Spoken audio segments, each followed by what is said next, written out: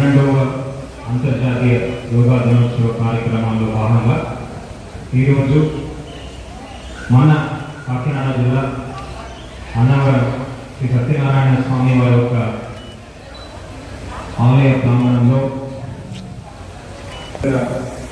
ప్రజలతో యోగా కార్యక్రమం నిర్వహించడం జరిగింది. ఈ కార్యక్రమాన్ని చక్కగా నిర్వహించడానికి సహకరించిన దేవస్థాన సిబ్బంది ప్రతి ఒక్కరికి, అదేవిధంగా ఈరోజు కామన్ యోగా ప్రోటోకాల్ నిర్వహించిన స్వచ్ఛంద సంస్థ వారికి, బ్రహ్మకుమారి వారికి ప్రతి ఒక్కరికి హృదయపూర్వక ధన్యవాదాలు తెలియజేస్తున్నాను.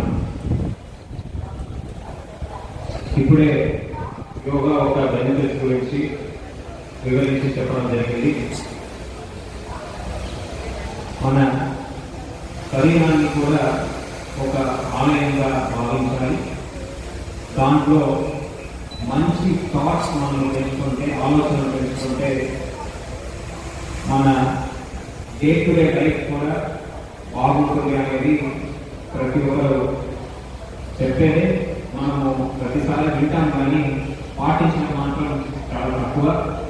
విషయాలకి మానసికంగా ఇబ్బంది గురి కాకుండా ఎటువంటి ఇబ్బంది వచ్చినా దాన్ని ఎదుర్కొనే ఒక శక్తి వాళ్ళ దగ్గర ఉంటుంది. గురించి వింటున్నాము, అలాంటిది కాకుండా ఒక హెల్తీ లైఫ్ లీడ్ చేయాలని యోగాని మనం భాగస్వామ్యం చేసుకోవాలి. ఏదో ఒక జిమ్కి వెళ్ళాలి, ఎటువంటి ఖర్చు లేకుండా పొద్దున సాయంత్రం మనం ప్రాక్టీస్ చేయగలిగితే ఎంతో మంచి మార్పులు మన లైఫ్లో వస్తుంది. సో దాన్ని అర్థం చేసుకుని ప్రతి ఒక్కరు కూడా ఈ యోగాని ప్రాక్టీస్ చేయాలని సందర్భంగా కోరుతున్నాను. యోగాతో పాటు ధ్యానం కూడా ప్రతి ఒక్కరు చేయాలి. మన కాంపిటేటివ్ ఎగ్జామ్స్ ప్రిపేర్ చేసే వాళ్ళందరూ కూడా మెడిటేషన్ అనేది ప్రాక్టీస్ చేయాలి. It increases their listening capacity, increases their memory power, recall power. So parents అందరూ కూడా వాళ్ళకి దాన్ని నేర్పించి వాళ్ళ పిల్లలుగా చేసే విధంగా చూడాలి.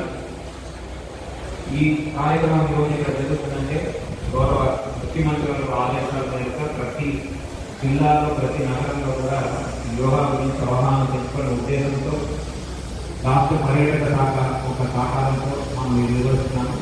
ఈ సందర్భంగా గౌరవ ముఖ్యమంత్రి వర్యులకు, పర్యాటక శాఖ మంత్రి వర్యులు అందులో లోకేష్ గారికి, పవన్ కళ్యాణ్ గారికి ధన్యవాదాలు తెలియజేస్తూ, అవకాశం ఇచ్చిన చక్కగా నిర్వహించిన CEO జట్టి వారికి కూడా ధన్యవాదాలు తెలియజేస్తూ సెలవు.